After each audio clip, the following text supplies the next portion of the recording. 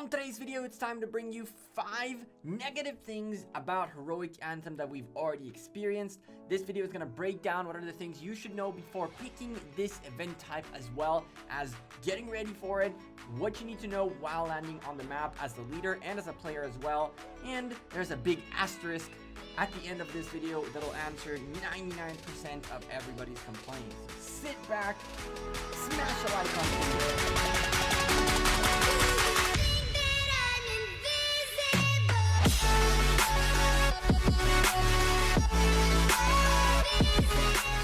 Hey there YouTube, welcome back to Gekko Gaming.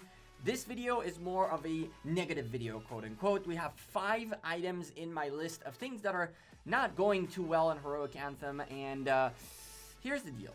Before we start down my sponsored content creator, whereas Kingdoms, if you enjoyed the content, don't forget to drop a like on this video, subscribe to the channel. 65% of you haven't subscribed yet. Welcome to all of you new viewers. I hope to earn your subscription today. For the record, there's a playlist in the channel, Heroic Anthem, with all the mechanics. We're going back into mechanic videos, rewards, and all that good stuff coming up in the next few days. But I've been seeing all over the place folks talking about honest opinions, and in the context of the honest opinion, essentially an honest opinion is one that says only negative things. If you are honest, then you have to be all negative, according to a few people in the community that called me out for not talking about the negatives. And so let's talk about a few negatives. I'll let you know what I think about this whole situation, and then there is a major asterisk that you need to know about that'll answer all your doubts, that'll make you have a little bit more faith in this event. So let's start. The number one thing that's a huge issue about this event is that it's a heavy pay to win event.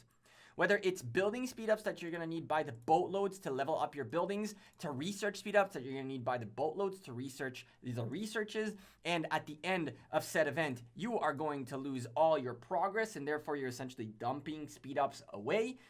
This event requires you to spend a huge amount of resources in the form of speedups in order to have that extra leg, which is a must for you to win this event.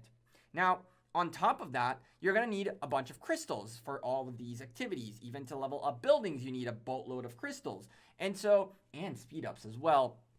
And so crystals are also a place where it's a huge pay to win thing, because you're going to need crystals in order to level up your buildings, but you're going to need the crystal mine in order to get more crystals.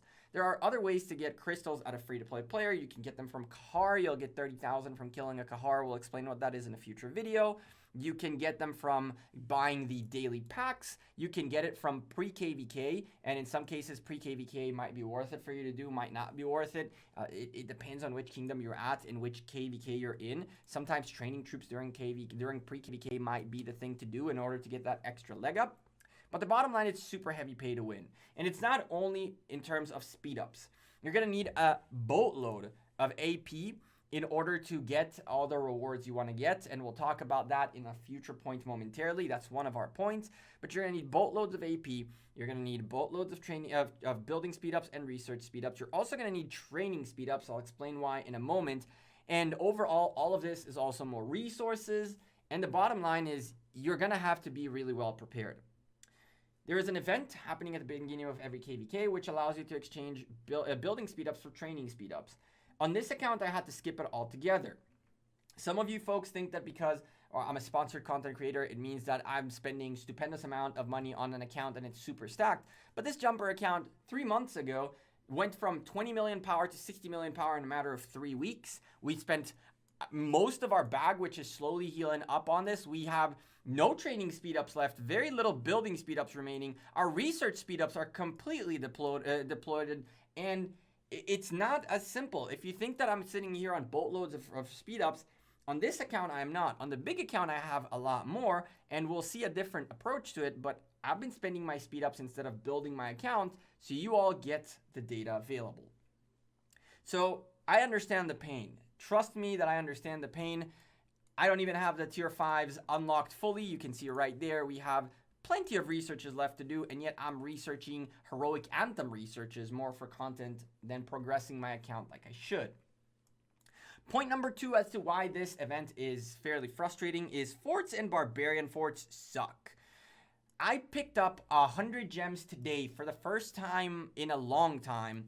it's the first time I really noticed it. I don't go one by one to look how many I get, but I've been looking, and out of the many times that I've looked, this was the only time we picked up a 100 gem reward. More often than not, the rewards are very much not worth the amount of slightly and severely wounded you end up taking.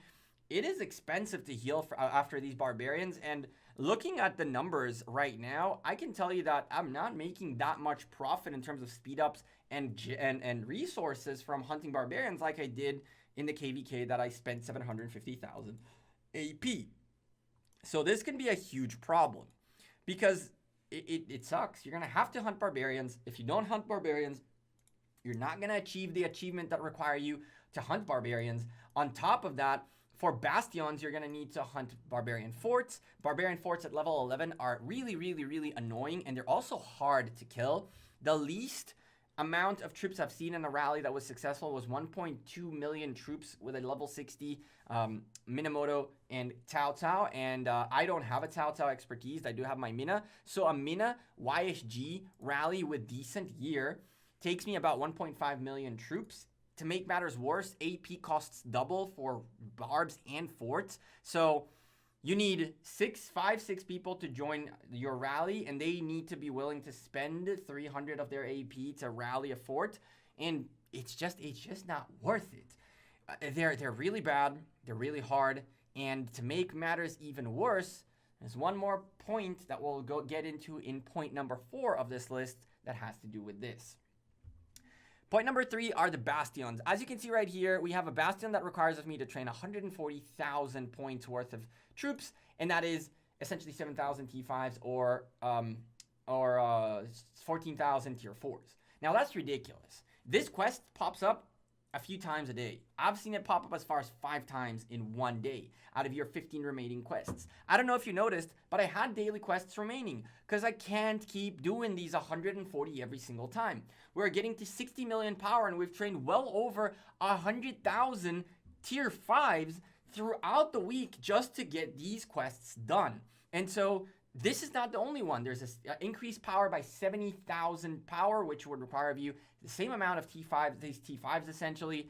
There is defeat 4 Barbarian Forts, which would require people to spend their AP to help you defeat Barbarian Forts. The Bastions are nice for the most part, but if you fall on any of those, not to mention the Alliance Tech quests, you're really, really going to find yourself in a hard place. So these Bastions need a little bit of adjustments, and the asterisk that we're going to talk about at the end of this list has to do with that. Point number 4 are the achievement rewards and the rewards in general, and these are horrendous. You're going to need to spend 80,000 AP in order to potentially kill 800 barbarians to get all of the potential rewards out of defeating barbarians. That is 80,000 AP. You can bring it down to 90 per instead of 100 per, and then to 80 per. That might bring you down, sure, let's bring it down to 70,000. That's still on a 40-some day event. That would really require of you to spend all your free AP consistently in order just to achieve this. That means that you're not doing forts. Well, you could do forts. But you're not gonna get this out of forts. You're gonna get the honor rewards, but not that. You're not gonna do forts. And guess what?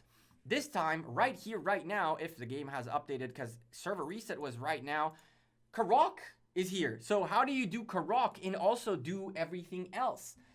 Things are very expensive. Rewards are really annoying.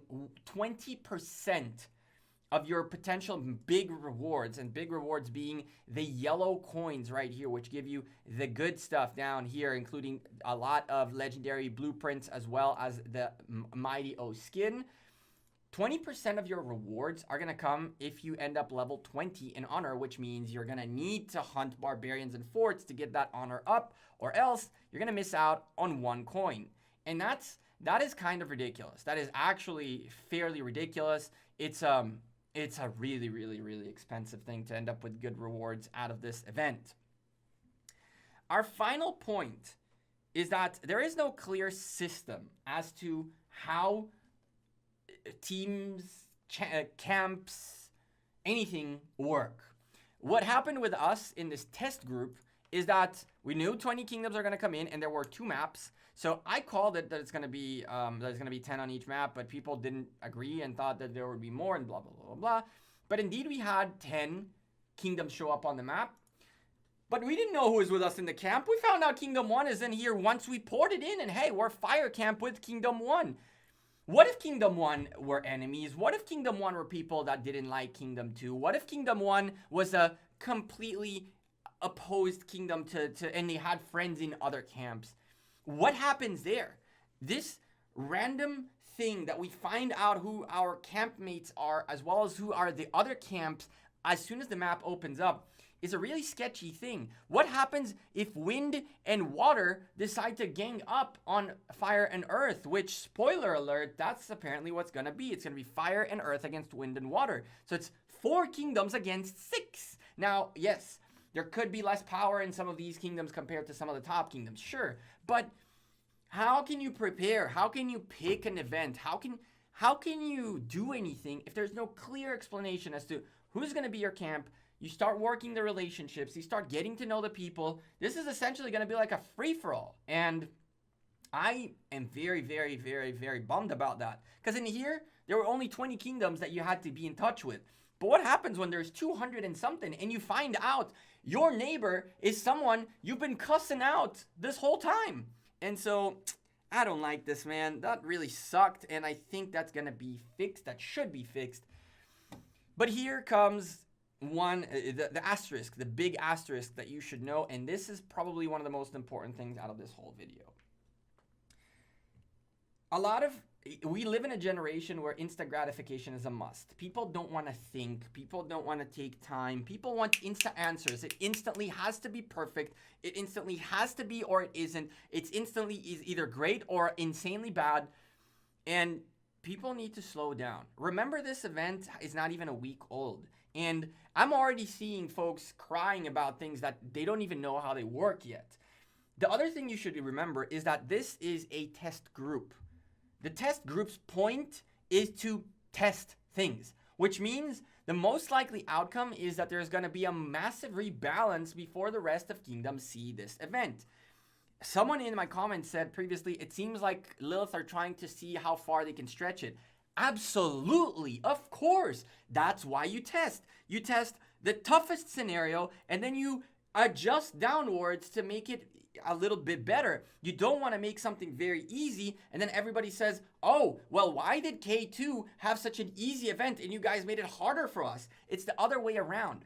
They're making it as tough as they can, as expensive as they can, as outrageous as it can be, so that then when the adjustments happen, they are positive adjustments and not negative adjustments. And this is why I keep emphasizing on the positives of this event. Because worse than this, in terms of balancing, this event can't be any worse in terms of balancing. So if we can find the good out of this, once balancing for this event happens, we're going to see this event succeed majorly. All of the points that I mentioned, with the heavy pay to win, you rebalance the costs of buildings, researches, and the way you get crystals. Barbs and forts, make them more, drop more or less AP and or make them weaker. Bastion quests, cut the quests in half that are expensive quests and you're good to go. Rewards, easy to fix. No clear system for camps, easy to fix. This is not like remake the map.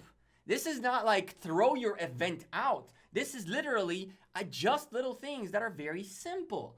And so you want an honest review, because you guys call it only an honest review if I say negative things. There are 5 things right there for you that are negative right now about this event. I am very confident those things are going to change. I am very confident Lilith are keeping an eye and adjusting things, and it's why the other kingdoms are going to take a little bit longer until this event reaches them. If I were a gambling man, I would say that we're going to see at least a couple more weeks before the rest of the kingdoms start going into the matchmaking system and whatnot. And the only reason I say that is because the level 4 passes have yet to open. We have yet to see war in this game mode yet. So it still gives Lilith a little bit of breathing room for them to see how war goes on, then do the adjustments for the pre-war, which is all of this stuff that I talked about. And as we finish our wars, they will make more adjustments for the event to be successful. But the bottom line, I'm very much enjoying playing this event, and it's not because I am loving to dump resources, speed ups, crystals, and money on these buildings, and it's not because I'm a sponsored content creator, right? And therefore I must have a negative opinion.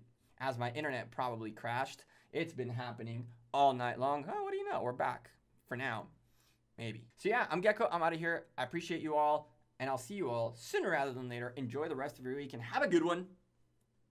Peace.